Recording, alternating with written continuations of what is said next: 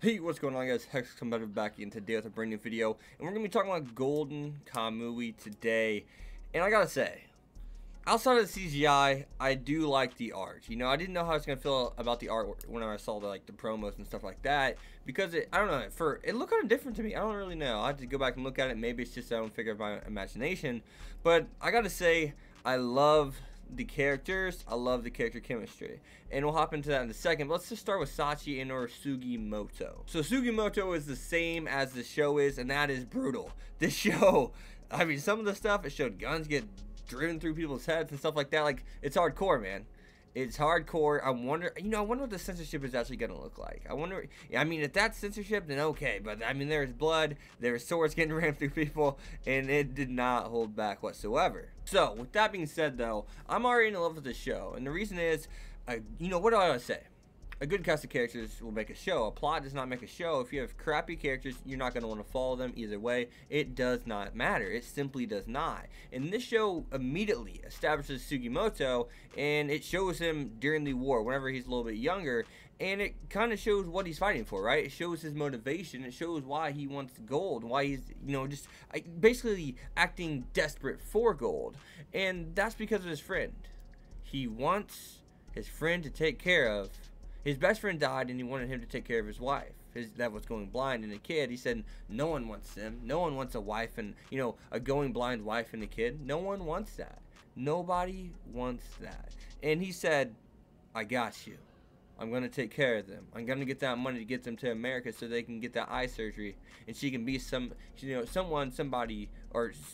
wants. And, just by that, I'm wondering if, maybe Sugimoto will be the one that does end up with her. I don't know. I'm just really wondering which way the story is going to go, which route this show will go with that. And I'm very interested, to say the least. And I gotta say, I do love the character chemistry also. I mean, if you're gonna have good characters, you gotta have good character chemistry. It's something that I should have mentioned most definitely, earlier when I started talking about Sugimoto and just brought up the characters in general.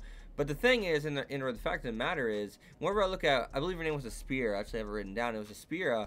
And I look at her character, and I love how they're both connected and are going to go on this journey together. And I love that's good writing, really smooth writing. One wants gold in order to give to his best friend's wife so she can get the surgery, send her to America. They have the best doctors, and that's why he wants this gold. And he's also a savage warrior. As to where you have a Aspira, the wise one, and basically one that's not a savage warrior, but a kind-hearted person and or a spiritual person, as to where Sugimoto is not. So I love that. I love the yin and yang, and I love how they're going together. And because Sugimoto is not necessarily a good guy. I mean, let's just be honest. So just by looking at him, it doesn't mean he's good. He's kind of like, he has an anti-hero-esque qualities per se, since he has really no remorse, and who knows what his morals even are at this point. I mean, he's not just going to kill to kill, but greed is going to drive him over everything, and that's what, he's always going to pick the greedy side, it seems to be, at least right now. We'll see if he does develop a little bit down the road, and if that's going to even be a focal point of his, character development at all. So whenever I look at that, I love how Aspira is connected to this, because the person that hit all the gold and let all these prisoners escape, and or made the plan for all these prisoners to escape, is the same person that killed her father. So we see that she wants revenge, and that's just part of her. It's probably a culture thing for her too at that. So I mean, because they talked about the bear, maybe the bear was supposed to symbolize that, and maybe she is trying to say, I'm like the bear, I want revenge. If you take something of mine, I'm going to take something of yours. And that was her father's life, so maybe that's going to be that one dude's life, right?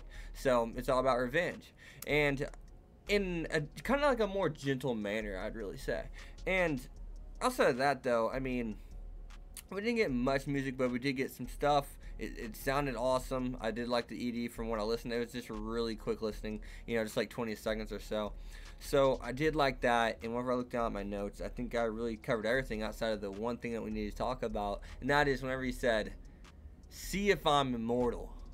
Let's see if I am. And he's scared of the guy because his resolve, his, I guess, not like demonic kind of attitude. And that's badass. And I'm excited to see more. I mean, just seeing him fight that bear got me hyped up too. But the way he's just like, let's see if I'm immortal. Let's see if if the rumors are true. And it's just like, holy shit, this guy gives no F's. And he's on death's door right there, possibly. And he just did not care. Sugimoto is a badass. So other than that, guys, and with that being said, be sure to leave a like, comment, subscribe, follow me on Twitter, X25. See you guys next time. Peace. Love you guys. See you next time.